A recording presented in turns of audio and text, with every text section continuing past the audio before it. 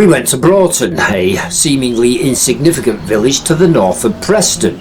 Alright, a definitely insignificant village to the north of Preston, although it was once a bigger insignificance than it is today, its geographical boundaries being eroded over the centuries for whatever nefarious political reasons, much like the wooden sections of its historical stocks. Etymologically, Broughton was Broughton at the time of the Domesday Book, which makes sense, what with it being near the River Brock and all that. By the year 1200 it had become Broughton, and then Broughton by 1262. Almost Bogton, which would have been more amusing, but it can't be helped. Nowadays it's known as Broughton and Amounderness, which is much more important sounding, because some rich people live there.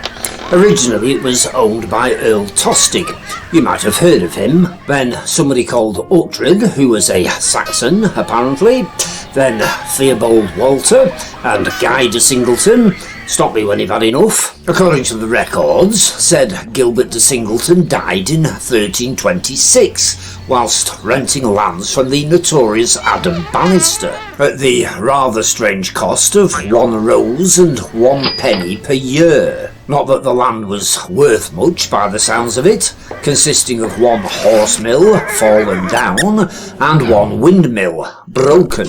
Graham Garden, the professorial one with the mutton chops from the goodies, was raised in the village. He had the good sense to be born in Aberdeen first and leave the village as soon as he could. There was a tower in Broughton back in medieval times. All that's left now is the square moat. With the usual lack of inventiveness that us plain-speaking Lancastrians tend to exhibit, it was called Broughton Tower. Built circa 1325 from stone, unbuilt circa 1800, and replaced by the much more subtle architecture of Broughton Tower Farm. Allegedly, Oliver Cromwell stormed Broughton Tower during the Battle of Preston on August 17th, 1648.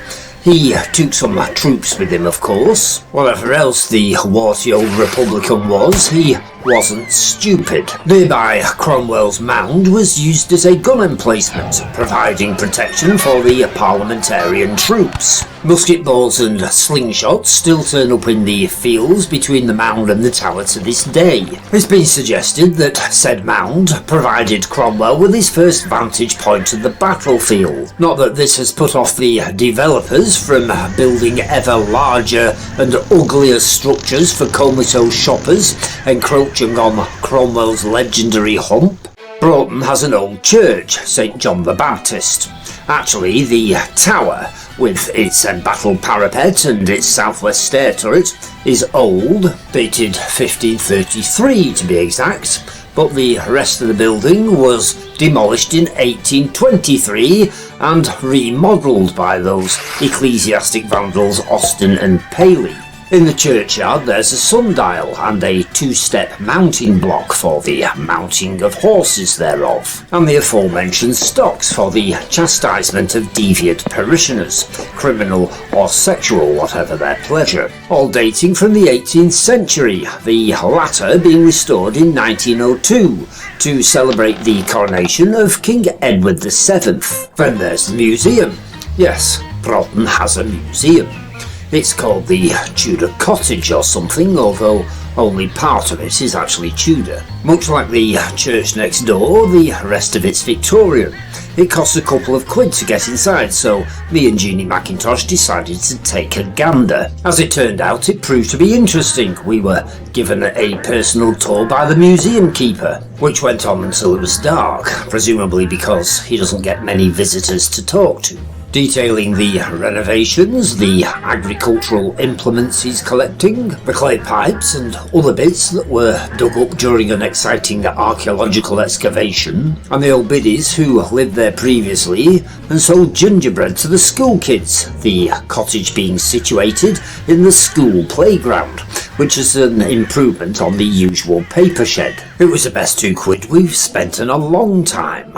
According to the Broughton Parish Church website, it's amazing what you can find online these days. The cottage was built in the late 1500s on land given to the parish of Broughton by two local landowners. Stick with us on this, it does get more interesting. The profit from letting the cottage, the website continues, was to be used to pay for a sober and discreet person to be schoolmaster. No such person could be found, so the money raised was used to repair the bridge over Blundell Brook. There's another church in Broughton, or what used to be Broughton, but is now classified as Hayton Top, or Fernie Hog, or Ladywell, or some other such stupid name. This church has a legend attached to it. Not a particularly exciting legend perhaps, but because we're a bit short of stuff to include in this episode, we thought it was worth a mention.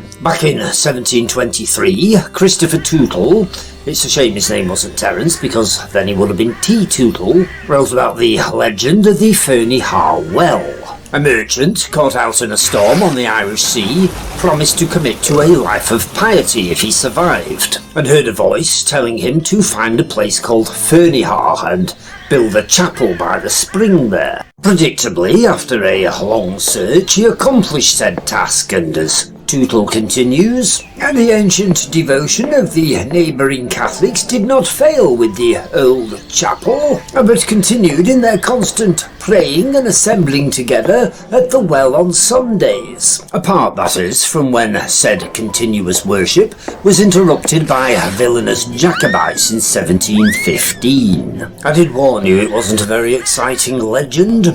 We had a look around the chapel, failed to find the well, and got scowled out by some angry-looking locals. Speaking of heinous Catholic goings-on, Bank Hall, a timber-framed building that's now a farmhouse, built in 1715, not a great time to be a Catholic, was implicated by one John Crook of harbouring popish devilry. We couldn't work out where Bank Hall Farm actually was, so we're just using generic Broughton footage here. According to John Crook, he heard George Crook, presumably a relation but not a favourite one, a reputed Romish priest, say prayers in the Romish way at Bank Hall. More popish goings-on in Broughton were discovered with Dr. William Singleton, arrested for practising Catholicism and imprisoned in Chester. He was released from prison in 1570, but unsatisfied with his lot, embarked on the English mission to Douai in 1590. Getting caught again with his anti-Protestant sentiments, you can't blame him really, can you? He was ordered to confine himself to his house at Brockholes, before being banished altogether in 1606. On which disappointing note, click like if you want, subscribe if you're feeling brave enough, boil a potato and dance a samba if you got the energy, but whatever else you want to do, don't forget to join us for the next trivial episode of Lancashire Footnotes.